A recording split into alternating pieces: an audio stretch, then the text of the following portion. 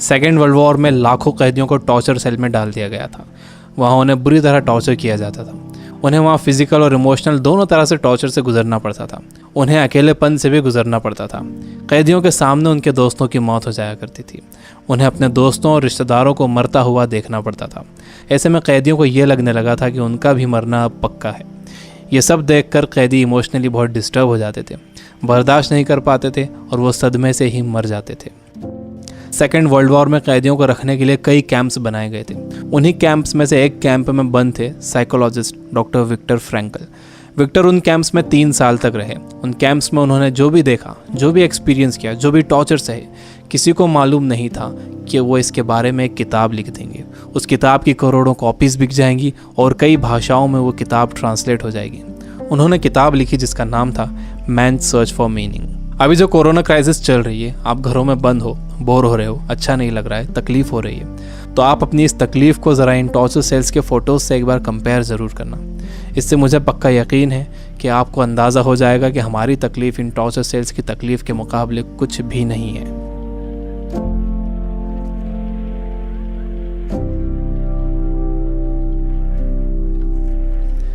जब विक्टर को इन कैंप्स में डाला गया तो उनके साथ उनकी फैमिली भी थी, लेकिन सब के सब धीरे धीरे मरते गए। विक्टर एक इंसिडेंट बताते हैं। उनके साथ एक कैदी था। उसने फरवरी महीने के आखिर में एक सपना देखा। उसने विक्टर को बताया कि कल रात उसने एक सपना देखा था। सपने में एक आवाज़ गूंजी कि मुझसे जो पूछना है पूछो। तो मैंने उससे पूछा कि हम इस कैंप से बाहर कब निकलेंगे। तो उस आवाज़ ने कहा कि 30 मार्च को तुम लोग बाहर निकल जाओगे। इस सपने के बाद उस कैदी को पूरा यकीन हो गया था कि वो 30 मार्च को रिहा हो जाएगा। मार्च का महीना शुरू हो गया। वो एक एक दिन गिन रहा था। धीरे धीरे दिन निकलते गए। जब मार्च का महीना ख़त्म होने आया तो उस कैदी को ये दिखने लगा कि वो रिहा नहीं हो सकेगा। 29 मार्च को वो बीमार पड़ गया और 30 मार्च को वो मर गया। ऊपरी तौर पर तो ये लग रहा था कि उस कैदी को कोई बीमारी हुई है जिससे वो मर गया, लेकिन विक्टर जानते थे कि वो कैदी किसी बीमारी से नहीं मरा था, बल्कि नाउम्मीदी से मरा था। उसके मरने की वजह थी उम्मीद का ख़त्म हो जाना, होप का ख़त्म हो जाना। Biggest lesson of this book, इंसान को तकलीफ़ें नहीं मारती हैं, इंसान को धोखा नहीं मारता है, इंसान को चैलेंजेस नहीं मारते हैं, इंसान को नाउम्मीदी मार देती है। जिस इंसान के अंदर आने वाले कल की कोई उम्मीद नहीं होती, कोई ख्वाब नहीं होता, वो इंसान भी नहीं रहता। विक्टर ने गौर किया कि कैंप में ज़्यादातर मौतें क्रिसमस और न्यू ईयर के बीच में हुई थी, क्योंकि लोगों को उम्मीद थी कि क्रिसमस आ रहा है, न्यू ईयर आ रहा है, हमें रिहा कर दिया जाएगा। लेकिन जब ऐसा नहीं हुआ तो उनकी उम्मीदें टूटी और वो मर गए।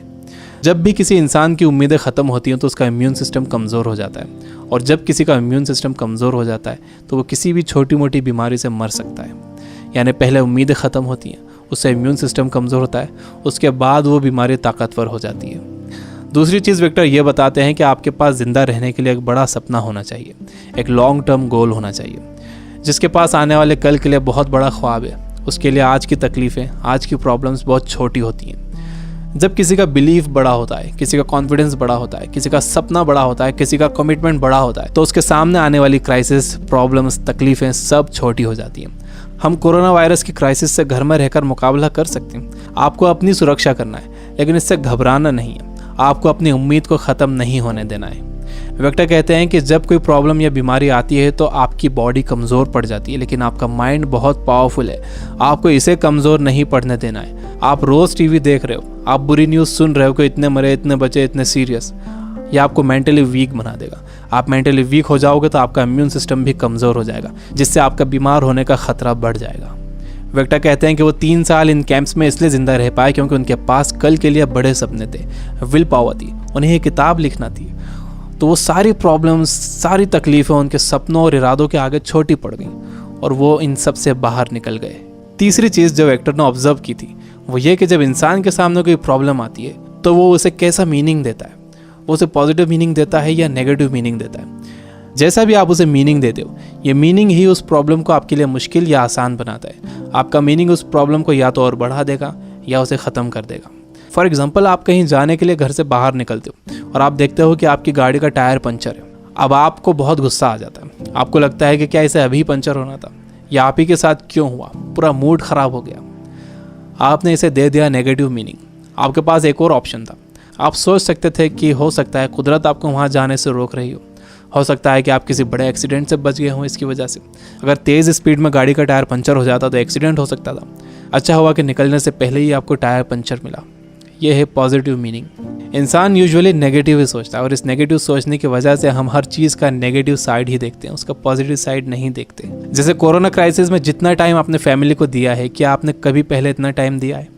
मेरे कुछ दोस्त जो किताबों से बिल्कुल दूर थे, उन्होंने बुक्स पढ़ना शुरू कर दिए, वो रीडिंग हैबिट बना रहे हैं। अगर कोरोना क्राइसिस ना होता तो क्या ऐसा होता था? जितना मैं इन दिनों पढ़ रहा हूँ, पहले इतना कभी नहीं पढ़ता था। जितनी सफाई लोगों ने रखनी शुरू कर दी है, पहले कभी नहीं रखते थे। बार बार हाथ धो रहे हैं, अच्छी तरह हाथ धो रहे हैं, सोशल डिस्टेंस मेंटेन कर रहे हैं। किसी लाइन में लगे हुए हैं तो दूर दूर खड़े हो रहे हैं। आसमान साफ नज़र आ रहा है, हवा साफ हो गई है, समंदर का पानी साफ हो गया है। ऐसा लग रहा है कि नेचर ने जैसे रीसेट बटन दबा दिया। हमें ये पॉजिटिव साइड्स भी सोचना चाहिए। जब तक आपके पास नेगेटिव मीनिंग है, आप उस क्राइसिस से डील नहीं कर सकते। हर प्रॉब्लम उसके साथ एक इक्वल अपॉर्चुनिटी भी लेकर आती है। दुनिया जब से बनी है तब से अब तक उसमें प्रॉब्लम्स ही प्रॉब्लम्स हैं। अगर ये प्रॉब्लम्स नहीं होती तो हम यहाँ तक ग्रो नहीं कर पाते। सबसे लास्ट में विक्टर कहते हैं कि आपसे सब कुछ छीना जा सकता है, आपकी धन दौलत, घर, गाड़ी, बीवी, बच्चे, माँ बाप, दोस्त, सेहत, लेकिन एक चीज़ नहीं छीनी जा सकती, वो है आपकी पावर ऑफ डिसीजन। आपसे फैसला करने की ताकत कोई नहीं छीन सकता। अगर आप सिचुएशन से घबराकर फैसला करते हो तो वो सिचुएशन आप पर हावी हो जाएगी, लेकिन अगर आप सिचुएशन के हिसाब से खुद को बेहतर बनाते हो और डिसीजन खुद लेते हो तो आपकी ज़िंदगी बदल जाएगी। दुनिया में इससे पहले भी कई बीमारियां आई हैं जिससे करोड़ों लोगों की मौत हुई है। उसकी वजह ये थी कि लोग अवेयर नहीं थे, उनके पास इन्फॉर्मेशन नहीं थी, इन्फॉर्मेशन लेट पहुंचती थी, बीमारी से डील करने के साधन नहीं थे। लेकिन आज का वक्त सबसे अच्छा वक्त है। हमारे पास इन्फॉर्मेशन बहुत तेज़ी से पहुंचती है, हमारे पास साधन है।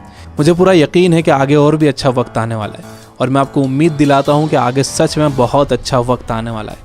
You guys are amazing. Keep reading, keep learning, keep growing. Thank you for watching.